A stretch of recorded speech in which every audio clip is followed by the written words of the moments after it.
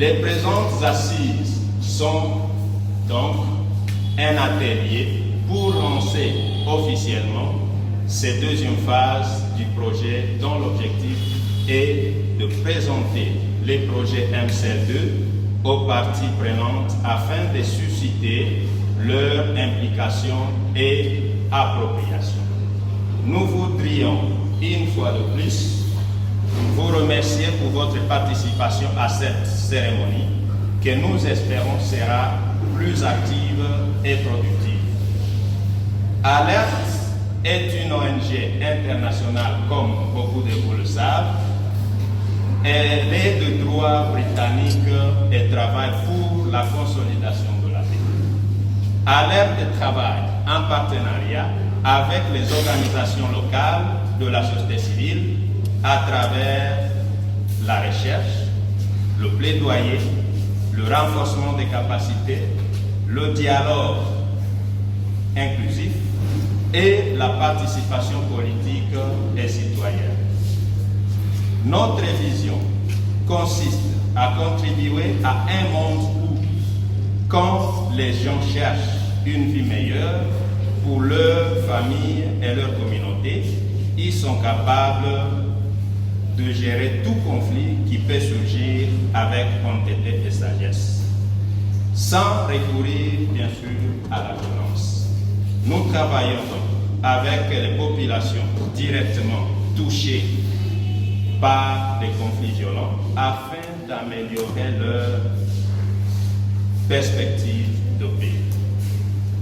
Nous cherchons également à influencer les politiques et les méthodes de travail des gouvernements, des organisations internationales comme les Nations Unies et des entreprises multinationales afin de réduire le risque des conflits et de renforcer la cohésion sociale. En fait, cette deuxième phase du projet Mpaka Chambaletu que nous avons lancé aujourd'hui vient dans l'objectif de consolider les acquis de la précédente phase. Le projet Mpaka Chambaletu, consolidation de la paix à travers le commerce transfrontalier, veut que le commerce puisse être un moyen par lequel on renforce la cohésion sociale, la compréhension entre les communautés et la paix ainsi que la stabilité dans cette région.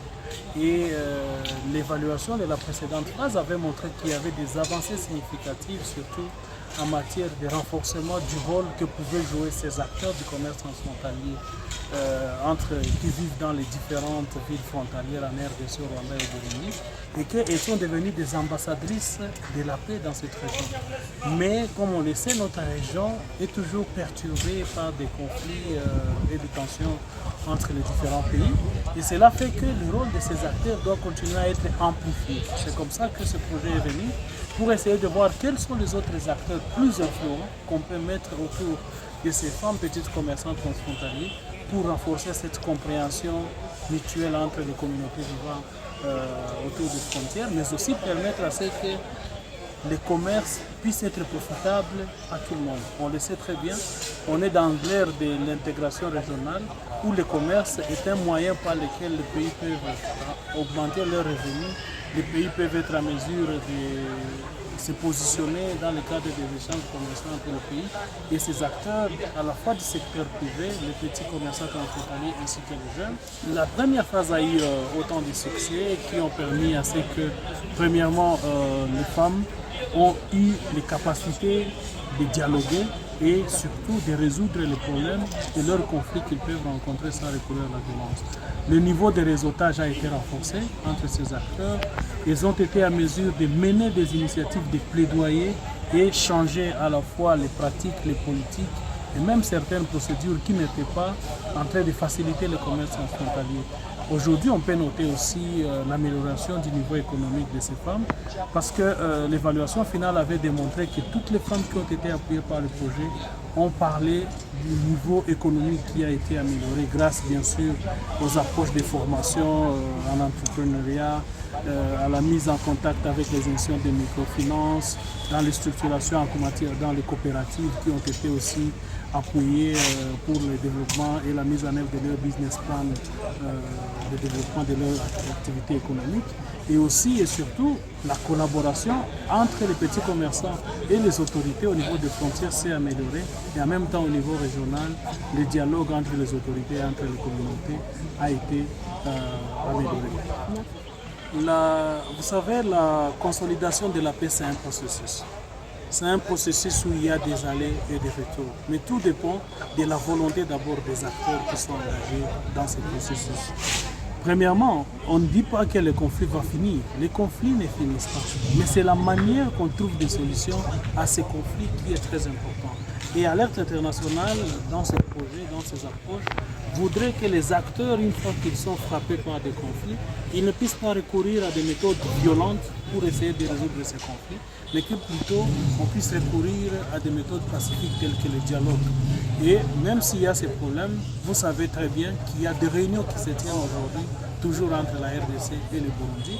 Notamment, je sais que pas plus tard qu'hier, il y avait une réunion du comité mixte transfrontalier entre la RDC et le Burundi pour discuter sur les processus de mise en œuvre de ces récoltes. Tout ça, c'est des activités ou des actions que nous encourageons.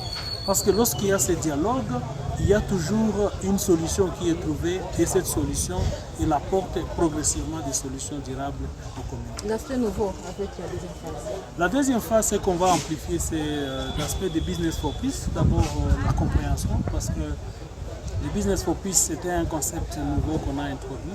Et là, on va maintenant les matérialiser à travers des activités concrètes, notamment des forums de sensibilisation, mais aussi on va avoir des initiatives du secteur privé qui eux-mêmes montrent comment est-ce que cette approche business for peace va être se matérialiser. Bien sûr, on a parlé des labels, on va mettre en place un label business for peace. Deuxièmement, c'est les questions d'intégration régionale, où on va mener des études pour permettre à ce qu'on puisse comprendre les risques qui peuvent être liés à ce processus d'intégration de la RDC, par exemple, dans l'East African Community, et comment est-ce que surtout on peut mieux se positionner pour éviter que là devant on puisse se retrouver dans des conflits qu'on ne sait pas gérer. Troisièmement, c'est qu'on va garder l'aspect sur la jeunesse, qui était juste une petite partie de notre programmation, mais on a trouvé que les jeunes pouvaient influencer beaucoup à la fois le comportement et les décisions des autorités, mais aussi mais aussi le comportement des acteurs, surtout des communautés, vis-à-vis des messages de haine et des discours de haine qui circulent lorsqu'il y a un conflit qui vient de naître.